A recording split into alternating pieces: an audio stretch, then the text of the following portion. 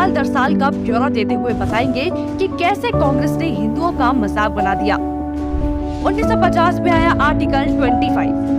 कांग्रेस 1950 में आर्टिकल 25 को लेकर आई, जिससे धर्म परिवर्तन को मान्यता दे दी गई। और सबसे ज्यादा किसका धर्म परिवर्तन हुआ ये सब जानते हैं, लेकिन ये तो सिर्फ शुरुआत थी। नेहरू 1950 में आर्टिकल 28 लेकर आए और हिंदुओं से धार्मिक शिक्षा का हक छीन लिया। लेकिन आर्टिकल 30 के तहत अल्पसंख्यक अपनी धार्मिक शिक्षा दे सकते हैं। धार्मिक शिक्षा के बाद निशाने पर थी धार्मिक संस्थाएं।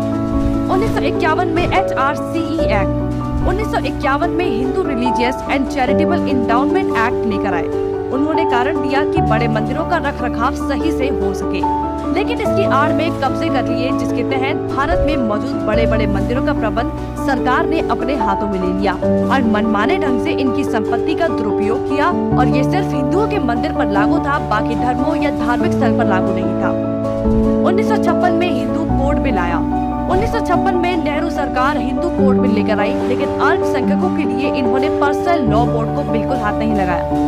मतलब एक ही है, देश में एक जाति कल संविधान कानून से और दूसरी अपने धर्म के कानून के हिसाब से, और आज भी यूनिफॉर्म सिविल कोड से कतराते हैं। कांग्रेस ने लगाई आरक्षण की आग। कांग्रेस आरक्षण लेकर आई, जिससे हिंदुओं को बांटने का काम किया गया, जिससे सबसे बड़ा नुकसान हिंदुओं को हुआ। आरक्षण की देश में जरूरत थी, लेकिन मक्कार कांग्रेसी इस योजना को 10 साल लागू करने की बजाय इसे बढ़ाते चले गए और न ही इससे लोगों को सशक्त बना पाए, जबकि लोगों को इसकी लत लगा दी गई। इंदिरा का कार्यकाल। साल 1976 में इमरजेंसी के दौरान ही इंदिरा ने संविधान में सेकुलर शब्द को जबरदस्ती घुसा दिया, जिसको लेकर संसद में कोई चर्चा तक नहीं हुई। मतलब कि हिंदू बहुसंख्यक होते हुए भी भारत हिंदू देश नहीं कहलाया जा सकता, जबकि आप हमारे आसपास देखेंगे तो सभी मजहबी देश हैं, लेकिन हिंदुओं के लिए कोई देश नहीं बचा। इसके बाद हिंदुओं के कानूनी अधिकार और इतिहास निशाने पर थे। 1991 में पूजा स्थल कानून। 1991 में कांग्रेस ने पूजा स्थल कानून बनाया, जो बेहद हिंदू विरोधी कानून था, क्योंकि इस कानून के तहत हिंदू, सिख और जैन मुगलों के कब्जे से मंदिरों को छुड़ाने के लिए लड़ाई ही नहीं लड़ सकते। उनके पास दलील सुनने का कोई कानूनी अधिकार ही नहीं छोड़ा गया। हमने लाखों मंदिर और उनका इतिहास खो दिया। 1992 माइनॉरिटी कमीशन एक्ट। कांग्रेस ने अल्पसंख्यक आयोग अधिनियम बनाने के बाद अल्पसंख्यक आयोग बना दिया। ऐसा करके कांग्रेस ने धर्म विशेष के लोगों को स्पेशल दर्जा तो दिया ही, हिंदुओं को बांट दिया, जिसके तहत सरकार की हर योजना का सबसे ज्यादा फायदा धर्म विशेष के लोगों को ही मिलता है, जिससे कांग्रेस ने सांप को भी मार दिया और लाठी को भी नहीं टूटने दिया। मतलब साफ है, हिंदुओं को भी बांट दिया और धर्म विशेष के लोगों को भी खुश कर दिया। जब देश सेकुलर बना दिया तो मेजॉरिटी और माइनॉरिटी की जरूरत ही क्या थी।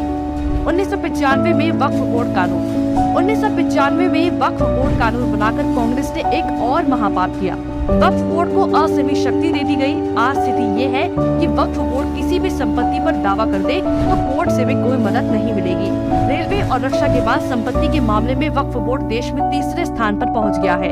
अब सिर्फ एक आखिरी बार बचा था, वो बार था राम सेतु एफिडेविट। राम सेतु एफिडेविट बनाया। हिंदुओं ने फिर 2004 में कांग्रेस को चुन लिया, तो कांग्रेस ने इसका इनाम देते हुए राम सेतु एफिडेविट बनाया और भगवान श्री राम के अस्तित्व को ही नकार दिया और काल्पनिक बताया। आस्था और धर्म पर वार करने के बाद अब कांग्रेस ने हिंदुओं को ही बदनाम करने का प्लान बना लिया। 2009 में हिंदू आतंकवादी घोषित। 2009 में फिर से हिंदुओं ने कांग्रेस को चुना, तो उसके बदले में कांग्रेस ने हिंदुओं को ही टेरर घोषित कर दिया।